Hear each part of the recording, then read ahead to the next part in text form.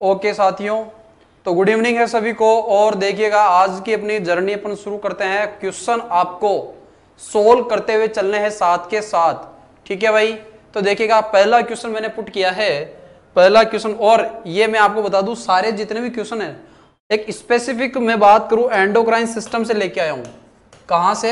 Endocrine system से लेकर आया हूं साथियों। तो मैं चाहता हूं एक बार सभी अपना एफर्ट लगाएं कि the nurse is completing A health assessment of A 42-year-old female with a suspected Graves disease, है ना।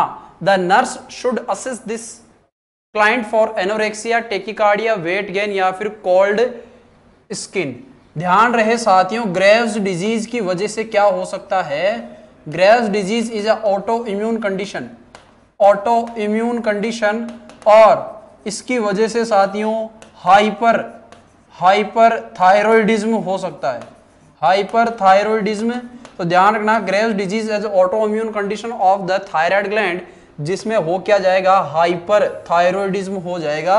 तो अब आप आंसर मुझे पुट करें, अब आप मुझे आंसर पुट करें। गुड इवनिंग मीना जी, पारुल जी, राजनंदिनी जी, किरण जी, चंद्रिका जी, सुदेश जी, कमलजीत जी, गुड इवनिंग सभी को। और आंसर पुट करें। एक कंप्लीट अपन एंडोक्राइन सिस्टम के रिगार्डिंग एक लेवल के क्वेश्चन आपके सामने है, तो सभी को आंसर देना है क्या कि ग्रेव्स डिजीज है और उसके अंदर कंप्लीटिंग हेल्थ असेसमेंट कर रही है, तो क्या देखने को मिल सकता है? Put it fast dear. And anorexia, tachycardia, weight gain या फिर कोल्ड स्किन। यस आंसर दें, स्पीडली आंसर दें, सभी आंसर पुट कर दें। क्वेश्चन को रीड करते ही साथियों यहां आपका करेक्ट आंसर होगा वेट गेन। आंसर आ रहा है, वेट गेन आंसर नहीं होगा। पारुल जी ने बी आंसर पुट किया और राजनंदिनी जी ने बी आंसर पुट किया, चंद्रिका जी ने बी आंसर पुट किया, कमलजीत जी ने बी आंसर, सुदेश जी ने बी आंसर। बिल्कुल साथियों, आप और अजय जी ने भी बी आंसर पुट किया है। तो सभी का तहे दिल से, काफ़ी समय से अपनी मुलाकात डाउट क्लास में हो रही है, तो आप सभी का तहे दिल से गुड इवनिंग है साथियों। ध्यान रखना, यहाँ मैं बात करता हूँ, करेक्ट आंसर जाएगा टेकिकार्डिया। करेक्ट आंसर क्या जाएगा? टेकिकार्डिया जाएगा। ध्यान रखे, हाइपर यो एक प्रकार की ऐसी सीवियर कंडीशन है जिसमें क्या हो जाएगा? हाइपर थायरॉइडिज्म ना बोलकर मैं बेस्ट टर्म क्या बोलूंगा? थायरो को टॉक्सिक बोलूंगा, टॉक्सिकोसिस बोलूंगा, थायरोटॉक्सिकोसिस बोलूंगा। Okay, best term. तो ध्यान रहे साथियों, मेटाबॉलिज्म बहुत ज्यादा बढ़ जाएगा। क्या बढ़ जाएगा? मेटाबॉलिज्म का प्रोसेस, बीएमआर बढ़ जाएगी ना, तो मेटाबॉलिज्म का प्रोसेस बढ़ जाएगा। तो साथियों हीट भी बहुत ज्यादा प्रोड्यूस होगी, हीट गेन होगी पेशेंट को, और हीट गेन होगी, हार्ट रेट बढ़ेगी, हार्ट रेट बढ़ेगी तो टेकिकार्डिया होगा। वेट गेन यहां नहीं होगा, वेट गेन यहां पर नहीं होगा, यहां वेट लॉस होगा। क्या होगा? यहां वेट लॉस होगा साथियों। यहां वेट लॉस क्यों होगा? क्योंकि बीएमआर बढ़ गई है, और बीएमआर बढ़ गई तो जीआईटी में साथियों, जीआईटी में साथियों पेरिस्टाल्टिक मूवमेंट बढ़ जाएंगे, और पेरिस्टाल्टिक मूवमेंट बढ़ जाएंगे तो डायरिया होगा, लूज मोशन होगा, न कि कॉन्स्टिपेशन, वेट गेन होगा। ओके, आगे चलते हैं। और हीट प्रोड्यूस होगा, हीट प्रोड्यूस होगा तो साथियों क्या हो सकता है? हीट इंटॉलरेंस हो सकता है, या आपका क्या हो सकता है? कोल्ड इंटॉलरेंस हो सकता है। यह भी क्वेश्चन पूछा गया है, ध्यान रखना। यानी हाइपर थायरॉइडिज्म का जो पेशेंट है उसके अंदर, हाइपर थायरॉइडिज्म के पेशेंट के अंदर हीट प्रोड्यूस हो रही है, तो उस पर्सन में हीट इंटॉलरेंस देखने को मिलेगा। क्या देखने को मिलेगा? हीट इंटॉलरेंस देखने को मिलेगा, यानी हीट सेंसिटिविटी बढ़ जाएगी। कौन से पेशेंट में? हाइपर थायरॉइडिज्म के पेशेंट में साथियों हीट इंटॉलरेंस बढ़ जाएगा। जबकि अगर पूछा जाए हाइपो थायरॉइडिज्म में, ये क्वेश्चन दोनों बहुत इंपॉर्टेंट है इसलिए इस पे इतना फोकस कर रहा हूं। यहां पर हाइपोथायरॉइडिज्म में बीएमआर कम हुई है, तो बीएमआर कम हुई तो कहीं ना कहीं मेटाबॉलिज्म क्या हो गया? आपका कम हो गया, और मेटाबॉलिज्म कम हो गया तो पर्सन को कोल्ड सेंसिटिविटी होगी। क्या होगी? कोल्ड सेंसिटिविटी होगी। बहुत इंपॉर्टेंट क्वेश्चन है। तो इस क्वेश्चन में किसी को किसी भी प्रकार का कोई डाउट है, बोलो भाई, आंसर पुट करो। मोहम्मद गुलफाम जी गुड इवनिंग, रेस्पॉन्स दीजिएगा। कुणाल जी पता चल रहा है, बिल्कुल पता चल रहा है, सभी के मैं आंसर देख रहा हूं और बराबर मुझे सभी के आंसर पता चल रहे हैं। ठीक है, अब आगे चलते हैं। अगला क्वेश्चन देखो, अगला क्वेश्चन है again, propylthiouracil is prescribed for a client with Graves disease. The nurse should teach the client to immediately report which of the following: sore throat, painful excessive menstruation, constipation, increase urine output। Question को पढ़ें और पहली चीज तो ये बोल क्या रहा है, प्रोपाइल थायरोयूरेसिल ड्रग चल रही है, क्योंकि पेशेंट क्यों, कौन सा पेशेंट है, ग्रेव्स डिजीज का पेशेंट है। ध्यान रहे, ग्रेव्स डिजीज का पेशेंट है, प्रोपाइल थायरोयूरेसिल चल रही है। तो यहां अपन बात करें, nurse should teach the client to immediately report. Nurse बोलेगी क्लाइंट को कि आपको इनमें से कोई एक सिम्टम प्रोड्यूस होगा तो तुरंत रिपोर्ट करें, तुरंत बताएं। तो वो कौन सा सिम्टम होगा, फटाफट करेक्ट आंसर पुट कर दो। यानी मैं इस क्वेश्चन को थोड़ा सॉल्व करूं, थोड़ा शॉर्ट करूं, सिंपली पूछा जा रहा है कि साइड इफेक्ट ऑफ प्रोपाइल थायरोयूरेसिल पूछना चाह रहा है। पीटीयू प्रोपाइल थायरोयूरेसिल का क्या पूछना चाह रहा है, क्या पूछना चाह रहा है, पीटीयू का साइड इफेक्ट पूछना चाह रहा है। चंद्रिका जी ने डी आंसर दे दिया, मेघना जी ने भी डी आंसर दे दिया। सभी लोग आंसर पुट करें और थोड़ा सोचे, इस क्वेश्चन को जल्दीबाजी नहीं है, किसी भी प्रकार की कोई जल्दीबाजी नहीं है, समझ में आनी चाहिए बात।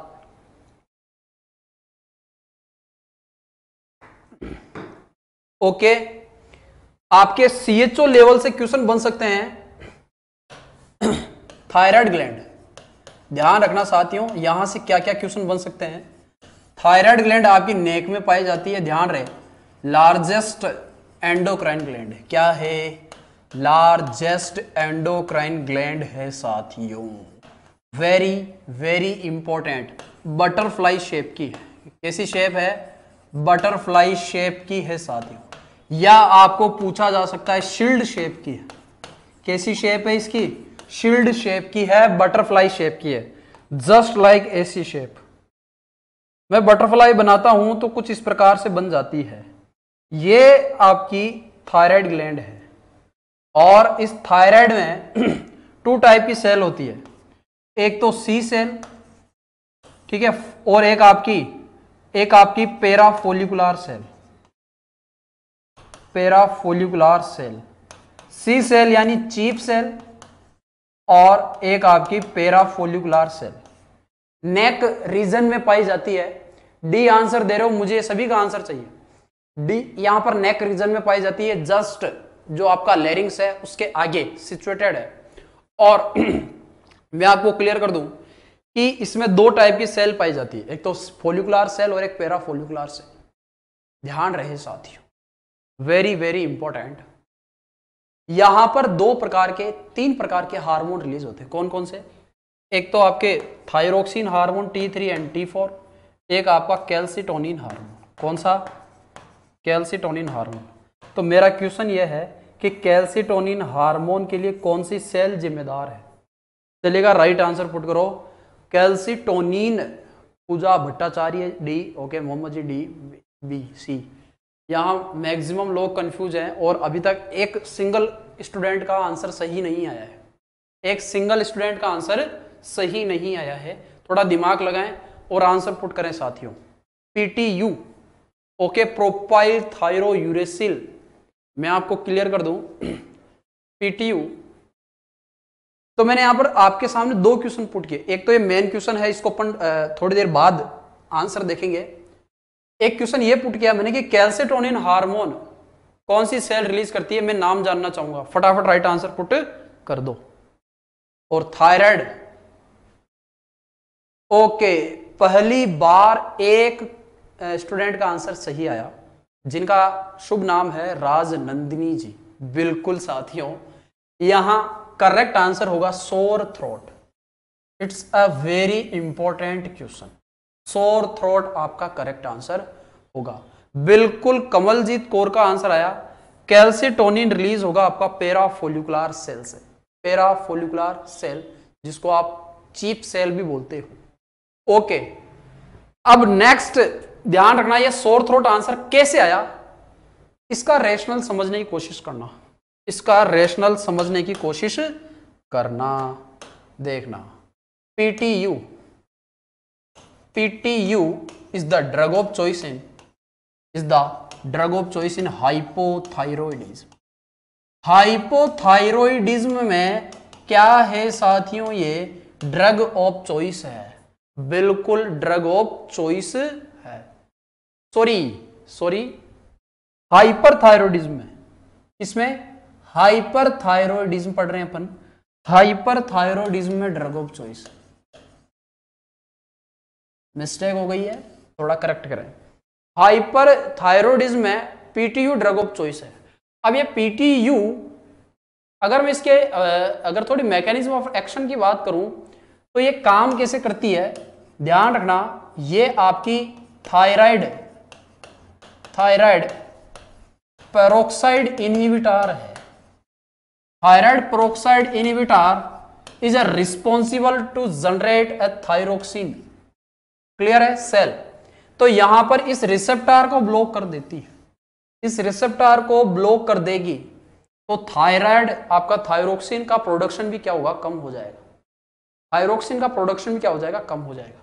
लेकिन साथियों इसके साथ ही एक चीज और ध्यान रखना, ये आपकी इसका मोस्ट सीरियस एडवर्स इफेक्ट की अगर मैं बात कर लूं, मैं इस क्वेश्चन की लैंग्वेज पे पहुंच रहा हूं, ध्यान रखना, बस आप लिंक बनाए, मोस्ट सीरियस एडवर्स इफेक्ट की बात कर लूं तो ध्यान रखना, ये एक तो ल्यूकोपीनिया कोज करती है। क्या कोज करती है, ल्यूकोपीनिया, या साथियों एग्रेनुलोसाइट, एग्रेनुलोसाइटोसिस कोज करती है। अब नाम से पता चल रहा है कि ग्रेनुलोसाइट के क्या करेगी, काउंट को कम कर देगी, काउंट को कम कर देगी, यानी डब्ल्यूबीसी के काउंट को क्या कर देगी, कम कर देगी। तो बताओ डब्ल्यूबीसी का काउंट कम हो गया तो बताओ रिस्क ऑफ इंफेक्शन बढ़ेगा, रिस्क ऑफ इंफेक्शन क्या होगा पेशेंट में, बढ़ेगा, और रिस्क ऑफ इंफेक्शन बढ़ेगा तो ऐसे साइन एंड सिम्टम आपको देखने जो रिस्क ऑफ इंफेक्शन से एसोसिएटेड है।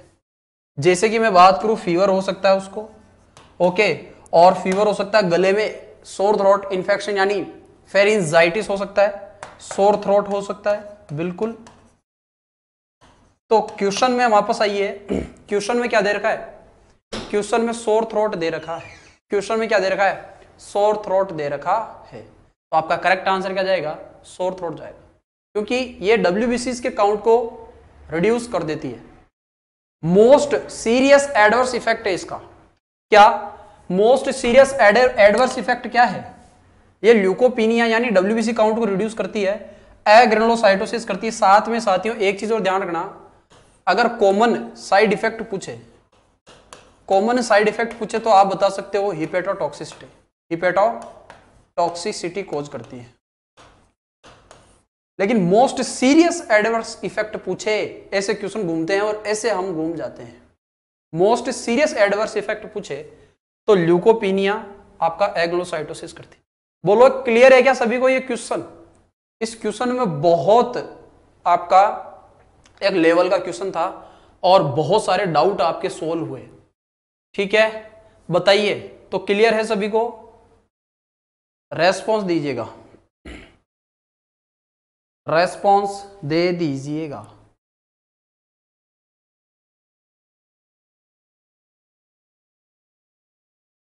आगे चलते हैं और अगला क्वेश्चन आपको क्या बोलता है।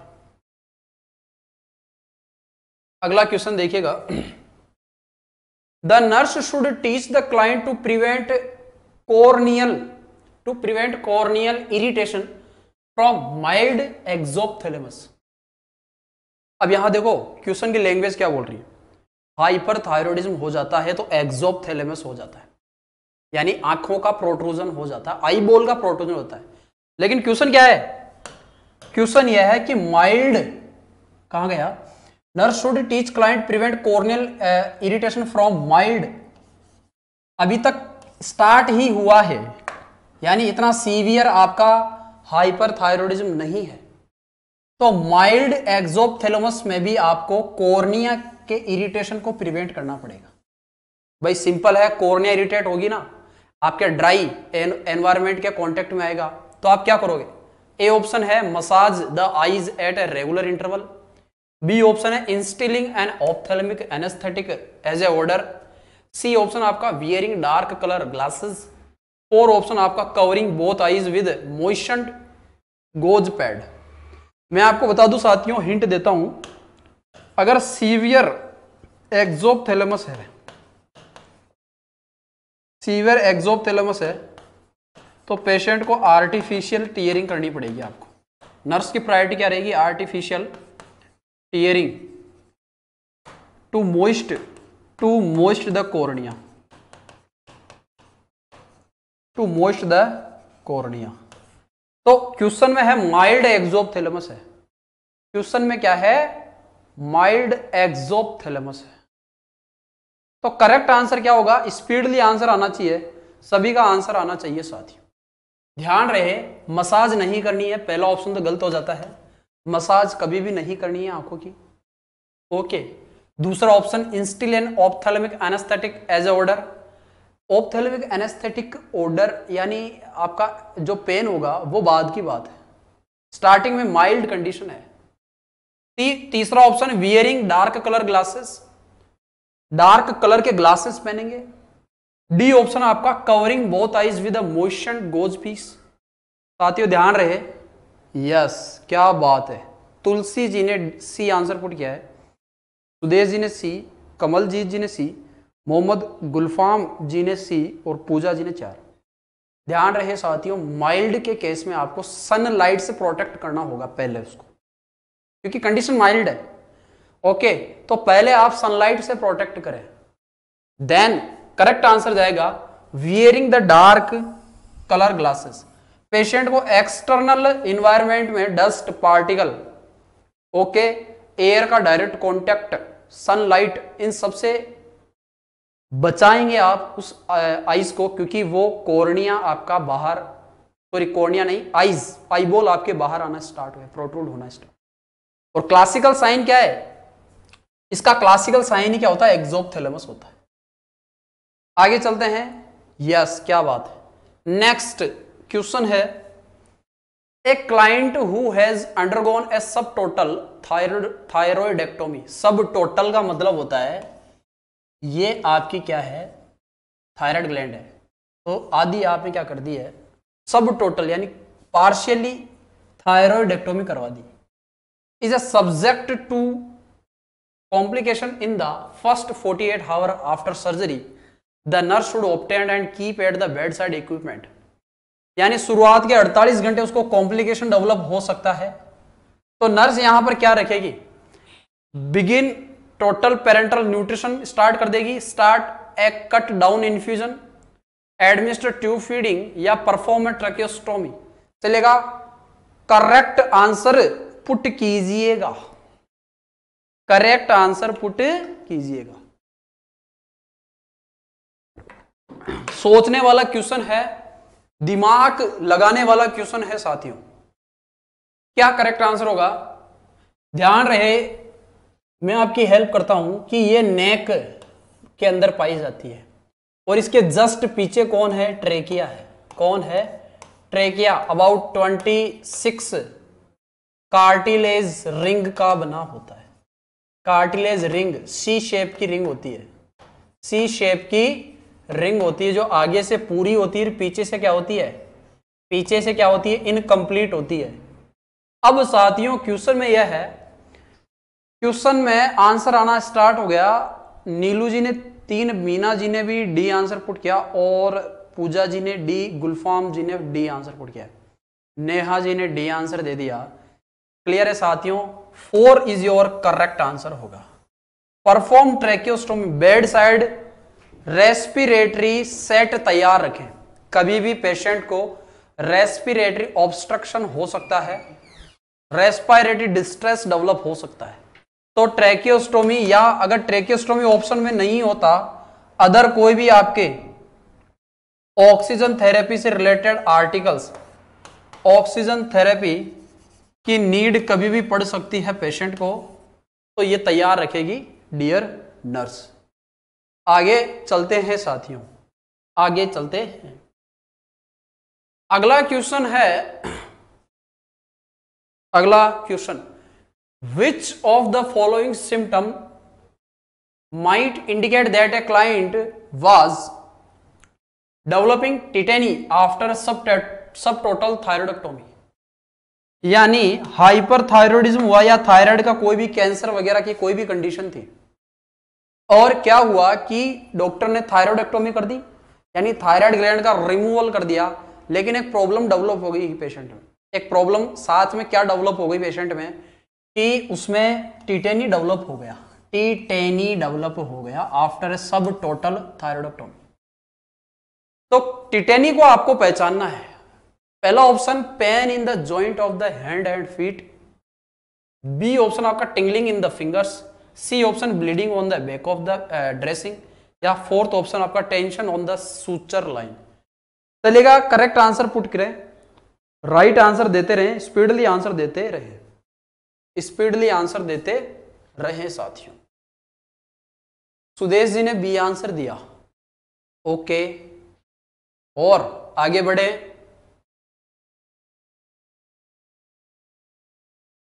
स्पीडली आंसर आना चाहिए, स्पीडली आंसर आना चाहिए।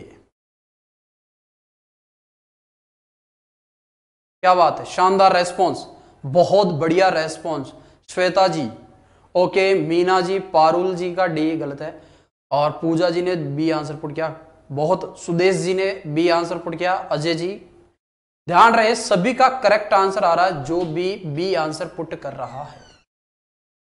यस, टिटेनी का मतलब ही क्या होता है, यानी टिंगलिंग सेंसेशन फील होना फिंगर्स में। टिटेनी क्यों हुआ, ये सबसे बड़ा इंपॉर्टेंट बात है, तो समझिएगा। आपके सीएचओ में भी ऐसी बात पूछी जा सकती है, सीएचओ में भी ऐसी बात पूछी जा सकती है कि ये टिंगलिंग सेंसेशन डेवलप क्यों हुआ, ये आपको समझना है। ये था हमारा थायराइड ग्लैंड। थायराइड ग्लैंड को जब मैं पीछे से दिखाऊंगा आपको, ये तो आगे से है, और अगर मैं इसको पीछे से दिखा दूं, समझो पोस्टीरियर व्यू आप देख रहे हो, तो इसमें 4 छोटी ग्लैंड भी पाई जाती है, 4 छोटी ग्लैंड भी पाई जाती है। उन ग्लैंड्स का नाम है क्या, पैराथायराइड ग्लैंड। क्या नाम है, पैराथायराइड ग्लैंड, वेरी इंपॉर्टेंट। अब ये पैराथायराइड ग्लैंड साथियों, ये पीटीएच हार्मोन रिलीज करती है। कौन सा हार्मोन, पैराथायराइड हार्मोन रिलीज करती है, और आप जानते हो PTH is directly proportional to calcium. मैं क्वेश्चन की लैंग्वेज पे पहुंचता हूं कि टिटेनी क्यों डेवलप हुई थायराइडेक्टोमी करवाने के बाद, तो ध्यान रखना थायराइड, ये तो आपकी बड़ी जो ग्लैंड दिख रही है वो थायराइड ग्लैंड है, और इस थायराइड ग्लैंड के पीछे क्या है, पैराथायराइड ग्लैंड है। ये पीटीएच हार्मोन रिलीज करती है, और पीटीएच आपके directly proportional to calcium, PTH is directly proportional to calcium, यानी कैल्शियम को पीटीएच हार्मोन। सपोज ये ब्लड वेसल्स है, पूरा डिटेल में समझने आप, और एक एक बात समझते जाएं। ये है बोन, ये है बोन, ओके, और दिस इज ए किडनी साथियों। अब मैं आपको बता देना चाहता हूं कि जो पीटीएच हार्मोन है, पैराथॉर्मोन भी बोलते हैं, पैराथायराइड हार्मोन भी बोलते हैं, ये क्या काम करता है साथियों, ये यहां से कैल्शियम को पकड़कर ब्लड में डालता है। किडनी से कैल्शियम को पकड़कर किस में डालता है, ब्लड में डालता है। तो मैं कह सकता हूं कैल्शियम, सीरम कैल्शियम लेवल को बढ़ाता है, सीरम कैल्शियम लेवल को बढ़ाता है। तभी तो मैंने क्या लिखा, तभी तो मैंने डायरेक्टली प्रोपोर्शनल लिखा है, यानी पीटीएच बढ़ेगा तो आपके ब्लड कैल्शियम का लेवल भी बढ़ेगा, ब्लड कैल्शियम का लेवल भी बढ़ेगा। लेकिन आपने क्या किया, थायरॉइडेक्टोमी करवा दी। क्या करवा दी, थायरॉइडेक्टोमी करवा दी। तो साथियों बताओ, अगर आप थायरॉइडेक्टोमी करवा रहे हो तो इसके साथ साथ ये थायरॉइड मान लीजिए रिमूव हो गई है, तो इसके साथ साथ कौन रिमूव हो जाती है, पैराथायराइड ग्लैंड भी रिमूव हो जाती है, ना रहेगा बांस ना बजेगी बांसुरी। पैराथायराइड ग्लैंड चली गई, पैराथायराइड ग्लैंड भी चली गई, तो थायराइड ग्लैंड के फंक्शन भी बॉडी में कम हो गए और पैराथायराइड के फंक्शन भी बॉडी में कम हो गए। तो पैराथायराइड का फंक्शन क्या था? पीटीएच को रिलीज करना, तो ये पीटीएच भी चला गया। पीटीएच चला गया तो बताओ अब इस कैल्शियम का क्या होगा? इस कैल्शियम की ब्लड में क्या आएगी? कमी आएगी, क्योंकि पीटीएच नहीं है। अब पीटीएच नहीं है, पीटीएच नहीं है तो बताओ ब्लड कैल्शियम लेवल क्या होगा? ब्लड कैल्शियम लेवल क्या होगा? रिड्यूस होगा। तो मैं सिंपली क्या लिखूंगा? थायराइडेक्टोमी करवाई आपने, तो थायराइडेक्टोमी की वजह से साथियों पैराथायराइड जो ग्लैंड है, पीटीएच जो ग्लैंड है वो भी रिमूव हो गई, और वो रिमूव हो गई तो पीटीएच बॉडी में क्या हो गया? डिक्रीज हो गया, और पीटीएच डिक्रीज हो गया तो कैल्शियम भी क्या हो जाएगा? डिक्रीज हो जाएगा। तो आपका ब्लड कैल्शियम लेवल रिड्यूस हो जाएगा। और आप जानते हो अगर हाइपोकैल्सीमिया डेवलप हुआ, अगर हाइपोकैल्सीमिया डेवलप हुआ तो टिंगलिंग टिटेनी होगा, टिंगलिंग सेंसेशन आएंगे, टिंगलिंग सेंसेशन आएंगे, जिसके अंदर बेस्ट साइन की अगर मैं बात करूं तो ट्रोसियस साइन एंड केवोस्टेक साइन आपको देखने को मिलेगा। वेरी इंपॉर्टेंट बातें, और ध्यान रहे ये क्वेश्चन पूछा जाता है कि हाइपोकैल्सीमिया का क्लासिकल साइन क्या है, तो ध्यान रहे ट्रोसियस साइन देखने को मिलेगा और केवोस्टेक साइन देखने को मिलेगा। साथियों बहुत इंपॉर्टेंट क्वेश्चन है, हर बार एग्जाम में आता है। ट्रोसियस साइन क्या होगा? जब आप बीपी लोगे, पेशेंट की बीपी लोगे, और जब आप उस बीपी जो कफ जो बैलून है उसको इन्फ्लेट करोगे, प्रेशर पुट करोगे, तो प्रेशर जैसे ही पुट करोगे तो जो छोटी फिंगर है साथियों, लिटिल फिंगर है, उसमें टिटेनी आएगी, उसमें आपका स्पाज्म होगा, टिटेनी आएगी। This sign is known as कि पेशेंट में क्या है? हाइपोकैल्सीमिया डेवलप हो गया है। केवोस्टेक साइन किसको बोलते हैं? C4 ध्यान रखना साथियों, C4 चिक। जब मैं चिक को टेपिंग करूंगा, चिक को मैं टेपिंग करेंगे तो ये आपका फेस है, इसमें टिटेनी आएगी, हाफ फेस में टिटेनी आएगी। This sign is known as Chvostek sign. क्या? कोस्टेक साइन बोलेंगे। और ध्यान रखना नॉर्मल सीरम कैल्शियम लेवल कितना? तो दोस्तों 8.5 to 10 mg/dl होता है। Very important. बताओ भाई समझ में आ गई क्या बातें? बोलो, समझ में आई नहीं आई?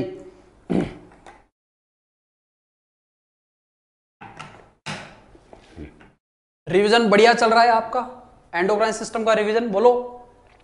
तो ये थायराइड ग्लैंड के बारे में सारी बातें थी। ओके, मुझे रेस्पॉन्स पुट करें। क्लियर? आगे चलते हैं साथियों। Again important MCQ. 57 year old with diabetes insipidus is hospitalized for care. Which finding should the nurse report to the physician? Urine output of 350 ml in 8 hours. Urine specific gravity of 1.001. Potassium of 4.0 milliequivalent, weight gain होगा। Clearly put your right answer,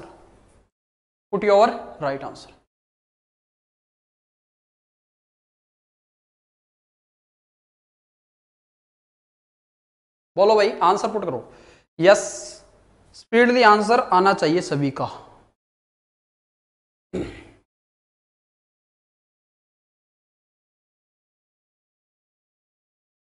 again important MCQ, यहां आपके सामने put किया गया कि diabetes insipidus होता है, diabetes insipidus हो रहा है। यूरिन आउटपुट 350 ml देखने को मिलेगा, यूरिन स्पेसिफिक ग्रेविटी 1.001 देखने को मिलेगी, पोटेशियम आपका 4 मिली इक्विवेलेंट होगा, और या फिर वेट गेन होगा। क्या आंसर आएगा? पुष्पेंद्र जी ने सी आंसर पुट कर दिया, मंजू जी ने ए आंसर पुट कर दिया, ध्यान रहे साथियों, गड़बड़ कर दिया आपने, मैं आपको क्लियर करता हूं। डायबिटीज इंसिपिडस वेरी इंपॉर्टेंट, क्या होगा, एडीएच डिक्रीज हो जाएगा। सिंपल में बात करूं, एडीएच हार्मोन क्या हो जाएगा, रिड्यूस हो जाएगा। एडीएच हार्मोन रिड्यूस हो जाएगा, एंटी डायबिटिक हार्मोन अपन जिसको बोलते हैं। तो एंटी डायबिटिक हार्मोन करता क्या है, आपकी रिनल ट्यूब्यूल पे जाकर, क्लियर है, इसको मैं ढंग से बताऊंगा, देखना। यह है आपका नेफ्रॉन, यह है नेफ्रॉन। ओके साथियों, एडीएच का फंक्शन अगर आपसे पूछे कि इसकी साइट बताओ तो ध्यान रखना DCT, DCT and collecting duct पे करता है। Very very important question, question पूछा जाएगा कि एडीएच की साइट बताइए, वर्क साइट, कलेक्ट, क्लियर। तो ये आपका यहां पे और यहां से क्या करेगा, H2O को खींच के, वेरी इंपॉर्टेंट, वाटर को खींचेगा और वाटर को खींच के ब्लड वेसल्स में वाटर के लेवल को बढ़ा देगा। यानी एक ही वर्ड में बात करूं, वाटर रीएब्जॉर्प्शन करवाएगा, वाटर रीएब्जॉर्प्शन करवाएगा, वाटर रीएब्जॉर्प्शन को बढ़ा देगा। लेकिन साथियों डायबिटीज इंसिपिडस हुआ, डायबिटीज इंसिपिडस हुआ तो एडीएच का लेवल कम होगा। एडीएच का लेवल कम होगा तो बताओ वाटर का रीएब्जॉर्प्शन होगा क्या, नतीजा क्या होगा, पानी का ज्यादा लॉस होगा, वाटर का ज्यादा लॉस होगा। और वाटर का ज्यादा लॉस होगा साथियों तो मैं कह सकता हूं पॉलीयूरिया होगा क्या, जी हां, पॉलीयूरिया होगा। क्या क्या सिम्टम निकल के आएंगे डायबिटीज इंसिपिडस में, डायबिटीज इंसिपिडस में एडीएच कम हुआ तो साथियों मैं कह सकता हूं पॉलीयूरिया होगा, पॉलीयूरिया होगा। और पॉलीयूरिया होने की वजह से आपके थ्रस्ट सेंटर स्टिमुलेट होंगे तो पॉलीडिप्सिया होगा। ध्यान रखना, खतरनाक तरीके का रिवीजन चल रहा है तो सभी लोग ध्यान से बैठे। तो यहां अपन बात करें पॉलीडिप्सिया होगा, पॉलीडिप्सिया होगा कि नहीं होगा, बिल्कुल होगा, क्योंकि थ्रस्ट सेंटर बढ़ जाएंगे तो आपकी प्यास भी बढ़ जाएगी साथियों, पॉलीडिप्सिया देखने को मिलेगा। अब मैं ब्लड की बात कर लूं थोड़ी, तो ब्लड में बताओ ब्लड वॉल्यूम कम होगा क्या, बिल्कुल भाई, आपकी बॉडी से वाटर का लॉस लगातार होता जा रहा है तो ब्लड वॉल्यूम क्या होगा, डिक्रीज होगा। तो मैं कह सकता हूं हाइपोवोलेमिया होगा क्या, यस, हाइपोवोलेमिया होगा। अब यहां एक बात ध्यान से सुनना, हाइपोवोलेमिया होगा लेकिन तुलनात्मक रूप से साथियों सोडियम का लेवल ब्लड में बढ़ जाएगा, हाइपरनेट्रेमिया देखने को मिलेगा। क्या देखने को मिलेगा, हाइपरनेट्रेमिया देखने को मिलेगा। यानी सोडियम उतना ही है लेकिन वाटर का लॉस ज्यादा होने की वजह से तुलनात्मक रूप से सोडियम का लेवल आपका बढ़ा हुआ मिलेगा, तो हाइपरनेट्रेमिया। ये अपवादजनक क्वेश्चन है, आपसे पूछा जा सकता है, ध्यान रखना, CHO, very important question, hypernatremia देखने को मिल सकता है। नेक्स्ट अपन बात करें, अब बताओ आपका ब्लड, मान लीजिए ये ब्लड वेसल्स है, ब्लड में क्या हो रहा है, हाइपोवोलेमिया, ब्लड में तो हाइपोवोलेमिया हो रहा है ना, तो ब्लड ज्यादा विस्कस होगा क्या, यस, ब्लड की विस्कोसिटी बढ़ जाएगी क्या, यस, बढ़ जाएगी, ब्लड की विस्कोसिटी बढ़ जाएगी साथियों। तो ब्लड ऑस्मोलरिटी यानी ब्लड का गाढ़ापन क्या हुआ, ब्लड का गाढ़ापन यहां पर बढ़ गया है, यस, वेरी इंपॉर्टेंट। तो मैं क्या लिखूंगा, क्वेश्चन बनेगा ब्लड ऑस्मोलरिटी, ब्लड ऑस्मोलरिटी क्या होगा, इंक्रीज होगा, किसमें, अरे किसमें, डायबिटीज इंसिपिडस के केस में साथियों ब्लड की ऑस्मोलरिटी बढ़ जाएगी। अब बताओ यहां पर यूरिन ज्यादा डाइल्यूट होगा या कंसंट्रेटेड होगा, यूरिन यहां पर ज्यादा डाइल्यूट फॉर्म में आपका यानी ज्यादा, यानी यूरिन आउटपुट बढ़ गया है तो ज्यादा डाइल्यूट यूरिन जा रहा है बाहर, ज्यादा यूरिन डाइल्यूट जा रहा है, यानी सॉलिड यूरिन के अंदर सॉलिड पोर्शन क्या है, कम है, तो यूरिन स्पेसिफिक ग्रेविटी यहां पर क्या होगी, बहुत important question, urine specific gravity, clear है, इधर लिखता हूं, यूरिन स्पेसिफिक ग्रेविटी क्या होगी साथियों, वेरी इंपॉर्टेंट, डिक्रीज होगी, क्या होगी, डिक्रीज होगी। और नॉर्मल यूरिन स्पेसिफिक ग्रेविटी कितनी होती है, 1.0102 1.030 इज योर अराउंड, इतनी होती है, यानी 15-16 भी, ये आप देखना एक बार कि 1.0152 1.030 is normal urine specific gravity होती है, is normal urine specific gravity होती है। अब क्वेश्चन पे आओ, तो ध्यान रखना, जब डायबिटीज इंसिपिडस होता है तो मैं क्या बोलूंगा, मैं ये बोलूंगा कि यूरिन स्पेसिफिक ग्रेविटी क्या होगी, डिक्रीज होगी। क्लियर है? तो नर्स को क्या करना है, यूरिन स्पेसिफिक ग्रेविटी यहां पर क्या होगी साथियों, डिक्रीज हो रही है कि नहीं हो रही है, बताओ। 1.001 क्या है, डिक्रीज है कि नहीं है? नॉर्मल कितनी होनी चाहिए, 1.0152 टू 1.030 के लगभग होनी चाहिए। लगभग मैं बता रहा हूं, एग्जैक्ट आप देखना, लगभग 1.05 से यानी अबव होती है, लेकिन इसमें कितनी कम जा रही है, देखो 1.001। That means urine specific gravity क्या हो रही है, कम होती जा रही है। क्या हो रही है, कम होती जा रही है। क्लियर है? तो इसका करेक्ट आंसर क्या होगा, B is your correct answer होगा। ए ऑप्शन सही है, ए ऑप्शन सही है। बोलो कैसे सही है, यूरिन आउटपुट बढ़ रहा है ओबियसली पॉलीयूरिया होगा ना, अपन ने पढ़ा है पॉलीयूरिया होगा, तो बढ़ना चाहिए, तो ऑप्शन ए तो करेक्ट है।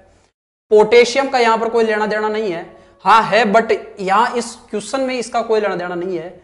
वेट गेन होगा, यस, आपका वेट गेन नहीं होगा, वेट लॉस होगा, लेकिन इमीडिएटली किसको रिपोर्ट करेगी आप, अगर अपन बात करें यूरिन स्पेसिफिक ग्रेविटी को रिकॉर्ड करेगी।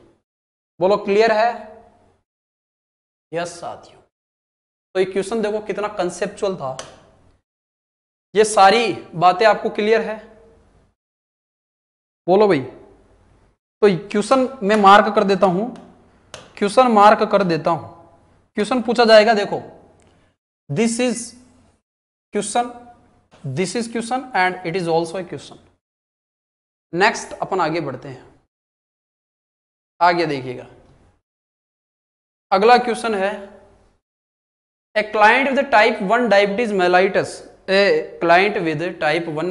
Mellitus is admitted to the emergency department. Which of the following respiratory pattern require immediate action? ठीक है, क्वेश्चन देखो, क्वेश्चन है, एक पेशेंट है जो आपका टाइप 1 डायबिटीज मेलाइटिस का है, ओके, और इसमें क्या हो रहा है, which of the following respiratory pattern require immediate action? First option deep rapid respiration with long expiration, B option आपका shallow respiration alternating with long expiration, C option आपका regular depth of respiration with frequent pauses, D option आपका short expiration and inspiration. इस question को कोई पकड़ लेगा तो मैं मान जाऊंगा कि वास्तव में बहुत अच्छी आपकी प्रिपरेशन चल रही है, बहुत अच्छी आपकी प्रिपरेशन चल रही है। पुट इट फास्ट डियर, तो डियर आप सभी का आंसर क्या आएगा, मुझे यह बता दीजिए।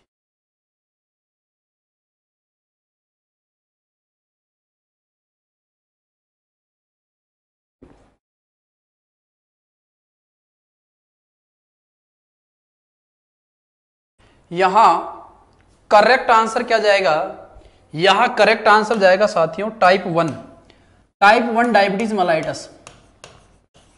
क्या होता है आपका इंसुलिन डिपेंडेंट डायबिटीज मेलाइटस, जिसको अपन बोलते हैं इंसुलिन डिपेंडेंट डायबिटीज मेलाइटस। ये ब्लड है आपका, और ये क्या है, बीटा सेल है, आपका सेल है, सॉरी, कोई नॉर्मल सेल है, इसके ऊपर पाए जाते हैं साथियों इंसुलिन रिसेप्टर। अब ध्यान से सुनना, पेनक्रियाज की बीटा सेल अगर डैमेज हो जाए तो इंसुलिन बॉडी में नहीं आएगा, इंसुलिन रिलीज नहीं होगा, और इंसुलिन रिलीज नहीं होगा तो ग्लूकोज की शिफ्टिंग भी रुक जाएगी, ग्लूकोज की शिफ्टिंग सेल में रुक जाएगी, बट ब्लड में क्या होगा, बढ़ेगा, तो हाइपर ग्लाइसीमिया कोज करेगा। अब इसमें बॉडी में इंसुलिन नहीं है तो आपको बाहर से इंसुलिन देना पड़ेगा, बाहर से इंसुलिन देना पड़ेगा, इसलिए इसको क्या बोला आपने, इंसुलिन डिपेंडेंट डायबिटीज मेलाइटिस। ध्यान रहे साथियों, अगर ये बढ़ जाए तो इसका कॉम्प्लिकेशन डेवलप हो सकता है, डायबिटिक कीटो एसिडोसिस डेवलप होगा। Very very important question, type 1 diabetes mellitus का कॉम्प्लिकेशन अगर आपसे पूछा जाए तो फैट टूटेगी, और फैट टूटेगी तो क्या होगा, बिल्कुल आप सभी का, लगभग सभी का करेक्ट आंसर आ रहा है, डायबिटिक कीटो एसिडोसिस होगा, डायबिटिक कीटो एसिडोसिस होगा। और डायबिटिक कीटो एसिडोसिस होगा तो यहां पर आपको कीटोन बॉडी देखने को मिलेगी और साथियों यहां पर आपको कुस्मोल रेस्पिरेशन देखने को मिलेगा। वेरी वेरी इंपॉर्टेंट, कुस्मोल रेस्पिरेशन देखने को मिलेगा।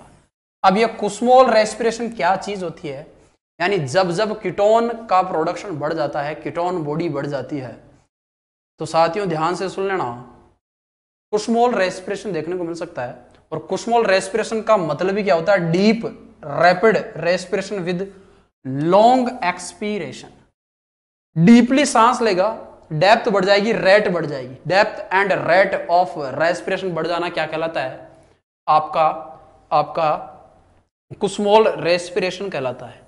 तो इस केस में साथियों आपको अगर पूछे कि कौन सा एसिड बेस इम्बैलेंस देखने को मिलेगा, तो अगेन आंसर क्या जाएगा, मेटाबॉलिक एसिडोसिस देखने को मिलेगा। क्या देखने को मिलेगा, मेटाबॉलिक एसिडोसिस देखने को मिलेगा। क्यों देखने को मिलेगा, क्योंकि साथियों कीटोन बॉडीज बन रही है, कीटोन बॉडीज बन रही है। और कीटोन बॉडीज में एसीटोन वगैरह, एसीटोन सबसे important, acetone, acetic acid, clear है, अल्फा ब्यूटायरिक एसिड, इसका पूरा नाम बताएं, ब्यूटायरिक एसिड, क्लियर है। ये कुछ आपके कीटोन बॉडीज के एग्जाम्पल है।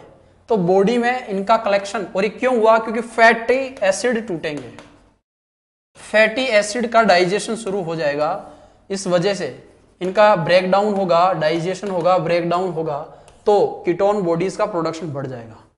साथियों ध्यान रखना, मेटाबॉलिक एसिडोसिस देखने को मिलेगा, कुस्मोल रेस्पिरेशन देखने को मिलेगा पेशेंट में, साथ में पेशेंट के मुंह से फ्लो जैसी यानी फ्रूटी स्मेल आएगी। Very important, fruity smell by breathing.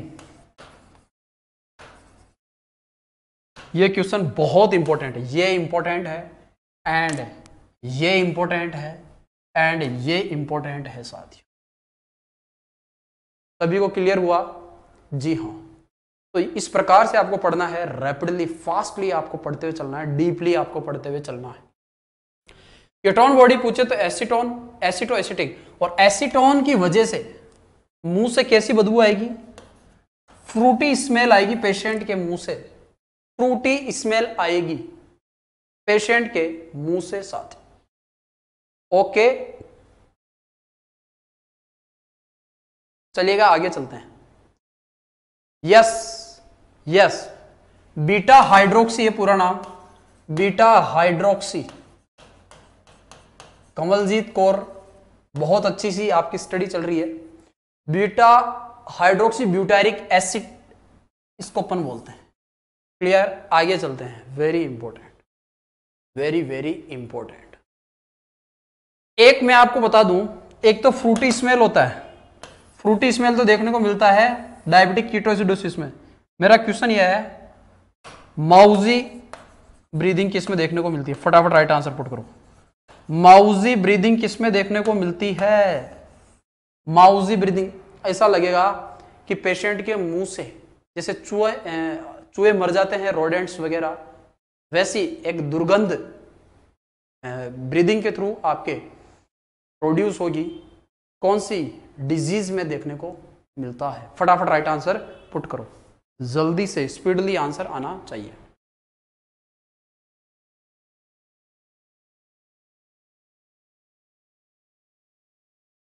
फिर अपन आगे चलते हैं साथियों। तो यहां अपन बात करें आपका कीटोनूरिया, सॉरी ये क्वेश्चन आप लोग सर्च करना, और अगर अभी आता है तो प्लीज आंसर पुट करें, ठीक है? आंसर पुट करें, very important. Phenyl ketonuria, I think, phenyl ketonuria, I think, yes, phenyl ketonuria.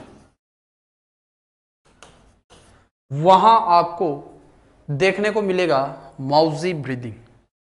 Next अपन आगे बढ़ते हैं।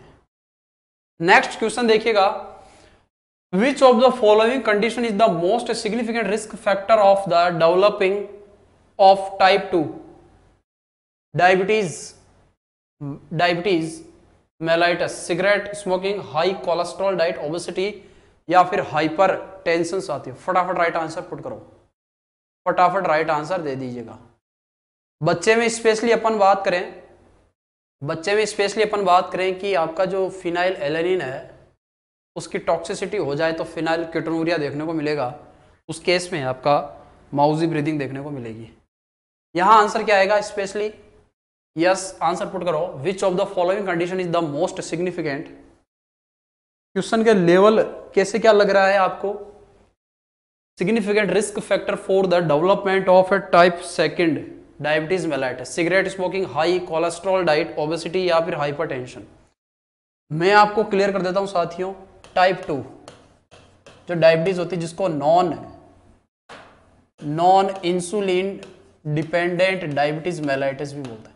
इसमें क्या होगा, इसमें जो ये सेल्स होती हैं इनके ऊपर ये जो इंसुलिन रिसेप्टार्स होते हैं, इंसुलिन रिसेप्टार्स ये आपके डैमेज हो जाते हैं,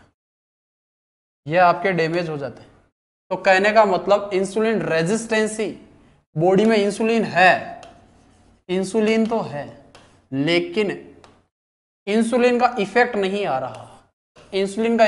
आ रहा, तो ग्लूकोज आपका इस केस में भी क्या नहीं होगा, शिफ्ट नहीं होगा।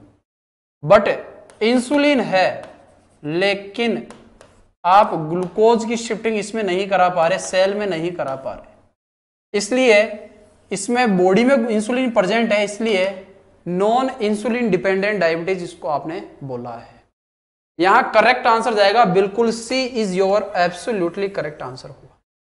ओबेसिटी साथियों, ओबेसिटी की वजह से इंसुलिन रेजिस्टेंसी डेवलप हो सकती है। ओबेसिटी की वजह से क्या डेवलप होगा, इंसुलिन रेजिस्टेंसी डेवलप होगी, वेरी इंपॉर्टेंट। आगे चलते हैं। ओके, आंसर पुट करो, galactorrhoea is caused by overproduction of which hormone? Prolactin, adrenocorticotrophic hormone, ACTH growth hormone, thyroid stimulating hormone या फिर आपका TSH हार्मोन? श्वेता जी, रागिनी जी, पूजा जी, चंद्रिका जी, आरती जी, विद्या जी, मीणा जी, योगिता जी, कुणाल जी, सुदेश जी, अजय जी, सभी आंसर पुट करें। यस साथियों, सभी आंसर दे दीजिएगा।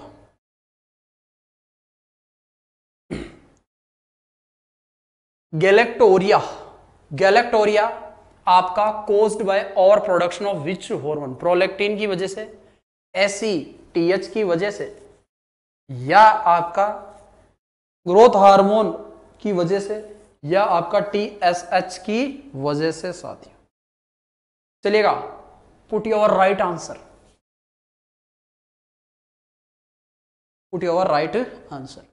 मैं आपको हिंट देता हूं, गैलेक्टोरिया का मतलब होता है मिल्क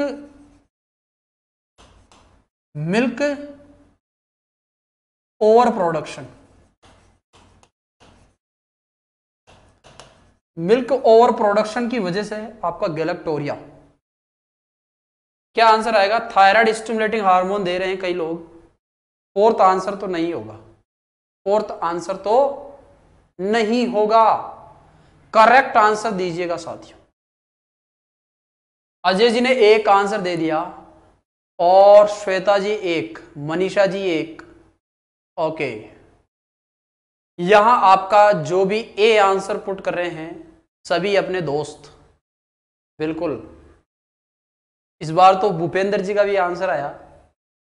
यस साथियों, यहां आपका करेक्ट आंसर होगा प्रोलैक्टिन, वेरी इंपॉर्टेंट। प्रोलैक्टिन के बारे में आपको बता दूं, यह है हमारी एंटीरियर पिट्यूटरी ग्लैंड।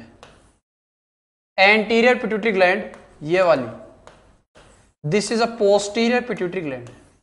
इसको बोलते हैं एडिनोहाइपोफाइसिस, बस सुनते जाइएगा, एडिनोहाइपोफाइसिस। इसको बोलते हैं न्यूरोहाइपोफाइसिस, न्यूरोहाइपोफाइसिस बोलते हैं। साथियों ध्यान रहे, इस आपकी एंटी पिट्यूटरी ग्लैंड में एक सेल होती है जिसको बोलते हैं लेक्टोट्रॉफ सेल। कौन सी सेल? लेक्टोट्रॉफ सेल प्रेजेंट होती है। ये lactotroph cell is responsible to produce prolactin hormone. Prolactin hormone, ये प्रोलैक्टिन हार्मोन भागा भागा कहां जाएगा? ये प्रोलैक्टिन हार्मोन भागा भागा कहां पर जाएगा? ये ब्रेस्ट में जाएगा साथियों। Breast very important, third intercostal से लेकर सिक्स्थ इंटरकोस्टल रिब से फैला रहता है ब्रेस्ट।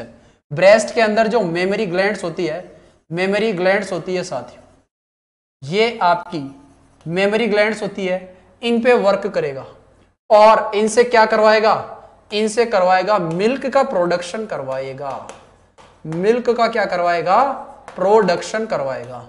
इसलिए प्रोलैक्टिन को गैलेक्टो पोइटिक हार्मोन बोलूंगा। क्या बोलूंगा?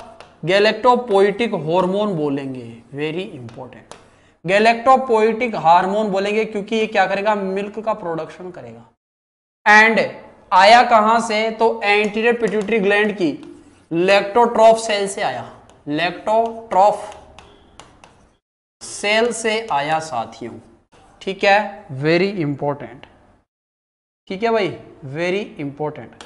अब अगर इसका सिक्रेशन बढ़ जाए, प्रोलैक्टिन का सिक्रेशन बढ़ जाए, तो मैं कह सकता हूं फीमेल में अगर प्रोलैक्टिन ज्यादा, जरूरत से ज्यादा बन रहा है, तो बताओ यहां से ज्यादा मिल्क जरूरत से ज्यादा बनेगा तो यहां से सिक्रेशन होता रहेगा और इस कंडीशन को मैं बोलूंगा गैलेक्टोरिया। क्या बोलूंगा? गैलेक्टोरिया। इनवॉल्यूंटरी मिल्क डिस्चार्ज होना क्या कहलाएगा? गैलेक्टोरिया कहलाएगा। ओके, एंड वहीं आपका वेरी इंपॉर्टेंट, अगर मैं बात करूं किसमें? वेरी इंपॉर्टेंट अपन बात करें, एक होता है ऑक्सीटोसिन हार्मोन। इस ऑक्सीटोसिन हार्मोन ही क्या करेगा? इन मायो एपिथेलियल सेल्स को कॉन्ट्रैक्ट करवाएगा और कॉन्ट्रैक्ट करवाएगा तो मिल्क इजेकुलेट होगा। इसलिए इसको अपन क्या बोल सकते हैं? Galactokinetic hormone. क्या बोल सकते हैं? गैलेक्टोकाइनेटिक हार्मोन बोल सकते हैं। इसी को साथियों गैलेक्टोकाइनेटिक हार्मोन बोल सकते हैं, इसी को लव हार्मोन भी बोल सकते हैं। इसी को क्या बोल सकते हैं? लव हार्मोन भी बोलते हैं। ड्यूरिंग आपका अपन बात करें कपल के अंदर, अपन बात करें मेल फीमेल के अट्रैक्शन के दौरान, ये आपका लव हार्मोन इसलिए बोलते हैं कि मेल फीमेल अट्रैक्शन के दौरान इसका प्रोडक्शन बढ़ता है, इसका सीक्रेशंस बढ़ता है, इसलिए इसको लव हार्मोन अपन बोलते हैं। मिल्क इजेकुलेटरी हार्मोन है, मिल्क इजेक्शन करवाता है, मिल्क इजेकुलेटरी हार्मोन है साथियों।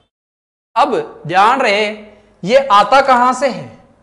ऑक्सीटोसिन आपका, अगर मैं प्रोडक्शन की बात करूं तो हाइपोथैलेमस से प्रोड्यूस होगा। हाइपोथैलेमस क्या करेगा? इसका प्रोडक्शन करेगा। किसका? Production of oxytocin and ADH hormone का। इन दोनों का प्रोडक्शन कौन करेगा? तो हाइपोथैलेमस आंसर आएगा। बट ध्यान रहे इन दोनों का स्टोरेज कौन करेगा? स्टोरेज करेगा साथियों posterior pituitary gland. Posterior pituitary gland, very important. तो ये बहुत इंपॉर्टेंट है। अगर आपसे पूछे कि प्रोडक्शन फॉर्मेशन के लिए कौन जिम्मेदार है, तो आपका हाइपोथैलेमस जिम्मेदार है। लेकिन storage and secretion, storage and secretion के लिए कौन जिम्मेदार है? तो आंसर जाएगा posterior pituitary gland. Very important. Okay साथियों ध्यान से सुनना, इस अगर आपसे पूछा जाए कि लैक्टेशन को सप्रेस करवाना हो, आपको मिल्क ज्यादा रिलीज हो रहा है जरूरत से ज्यादा, तो उसको सप्रेस करवाना पड़ेगा। और सप्रेस करवाने के लिए हम ड्रग देते हैं, यानी लैक्टेशन सप्रेशन में ड्रग ऑफ चॉइस कौन सी? फटाफट राइट आंसर पुट करो। Drug of choice in lactation, lactation suppression अगर आपको करवाना है तो मुझे करेक्ट आंसर पुट करो साथियों। लैक्टेशन सप्रेशन क्यों करवाना है? लैक्टेशन सप्रेशन क्यों करवाना है? गैलेक्टोरिया हार्मफुल है क्या? हार्मफुल तो अपन बोल नहीं सकते हैं, बट कहीं ना कहीं इंफेक्शन को लीड कर सकता है। ओके, तो ब्रेस्ट से रिलेटेड, ब्रेस्ट के रिगार्डिंग कई चेंजेस आपको देखने को मिल सकते हैं। तो एबनॉर्मली अगर मान लीजिए किसी लेडी, प्रेग्नेंट लेडी का बच्चा at the time of delivery death हो गई है, तो उसके अंदर लैक्टेशन को सप्रेस करवाना पड़ेगा। और करेक्ट आंसर आ रहा है बिल्कुल, अगेन इंपॉर्टेंट क्वेश्चन है, सुदेश जी, ब्रोमोक्रिप्टिन। ओके, बिल्कुल साथियों, very very important. Bromocriptine is the drug of choice to suppress the lactation, milk को सप्रेस कर। काम कैसे करेगी ये भी मैं आपको बता देता हूं। ध्यान रहे साथियों, ये काम कैसे करेगी ब्रोमोक्रिप्टिन, वेरी इंपॉर्टेंट। ब्रोमोक्रिप्टिन ध्यान रहे क्या करेगी, डोपामाइन को रिड्यूस कर देगी, डोपामाइन के लेवल को बढ़ा देगी, सॉरी, डोपामाइन के लेवल को बढ़ा देगी। और ये जो डोपामाइन होता है ये नेचर में क्या होता है, प्रोलैक्टिन, प्रोलैक्टिन इनहिबिटरी हार्मोन होता है। Very very important, very very important साथियों। क्या बोला मैंने, डोपामाइन नेचर में कैसा होगा, प्रोलैक्टिन इनहिबिटरी हार्मोन है। ओके, तो ब्रोमोक्रिप्टिन आप दोगे तो डोपामाइन ज्यादा बनेगा और प्रोलैक्टिन सप्रेस होगा, तो मैं कह सकता हूं मिल्क का प्रोडक्शन रुक जाएगा, मिल्क का प्रोडक्शन क्या होगा, स्टॉप हो जाएगा। अच्छा, अगर ये कंडीशन आपको रिवर्स करवानी हो, यानी मिल्क का प्रोडक्शन को बढ़ाना है, ये तो एक कंडीशन है। दूसरा है आपको क्या करना है, लैक्टेशन को बढ़ाना है आपको। ओके, लैक्टेशन को बढ़ाना है। किसी लेडी में मिल्क नहीं बन रहा है, बच्चे को मिल्क चाहिए, तो मिल्क का प्रोडक्शन को आपको बढ़ाना पड़ेगा। तो मैं कह सकता हूं इस प्रोलैक्टिन हार्मोन को आप बढ़ा दो, प्रोलैक्टिन हार्मोन को बढ़ा दोगे तो मिल्क का प्रोडक्शन भी बढ़ जाएगा। तो देखिएगा, इसके लिए ड्रग आती है आपकी मेटोक्लोरप्रोमाइड, वेरी इंपॉर्टेंट। ये मेटोक्लोरप्रोमाइड क्या करेगी, ध्यान से सुनना, ये आपके डोपामाइन एंटागोनिस्ट है, डोपामाइन एंटागोनिस्ट है। अब क्वेश्चन आपको ऐसे भी पूछ सकता है, एगोनिस्ट का मतलब क्या होता है, जो पॉजिटिव आपकी रिएक्शन को करे। यानी ब्रोमोक्रिप्टिन क्या है, डोपामाइन एगोनिस्ट है, एगोनिस्ट है। एगोनिस्ट यानी लेवल को बढ़ा देने वाला, और एंटागोनिस्ट का मतलब उसके अगेंस्ट में वर्क करने वाला। तो मेटाक्लोरप्रोमाइड क्या है, डोपामाइन एंटागोनिस्ट है। ओके साथियों, अब डोपामाइन रुक गया है, डोपामाइन सप्रेस हो गया, तो मिल्क आपका प्रोलैक्टिन का इनहिबिशन नहीं होगा, तो क्या होगा, मिल्क प्रोडक्शन होगा। क्या होगा, प्रोलैक्टिन अच्छे से वर्क करेगा और मिल्क का प्रोडक्शन होगा। बोलो भाई, क्लियर हुआ सभी को? रेस्पॉन्स दो, मुझे रेस्पॉन्स दे दीजिएगा। तो ये थी आज की अपनी क्लास साथियों। आई होप आपको क्लास रियल में अच्छी लगी होगी। अच्छी लगी है कि नहीं लगी है, बोलो। एंडोक्राइन सिस्टम अपने आप में एक मार्क गेनिंग सिस्टम है, बहुत सिंपल सिस्टम है। आप सभी को इसको समझना बहुत आसान होता है, इसलिए पढ़ते रहें रेगुलर। ओके, पढ़ाई लिखाई सब कैसी चल रही है आप सभी की? बहुत अच्छी चल रही होगी ना? राजनंदी जी बोल रहे हैं, और थोड़ी कमेंट भी कर दिया करो, है ना, क्योंकि आपका फेस तो दिखता नहीं है। आपकी कमेंट पढ़कर ही ऐसा हम फील कर लेते हैं कि आप हमारे बारे में क्या फील कर रहे हो। जी हाँ, ठीक है। तो साथियों ध्यान से सुनना,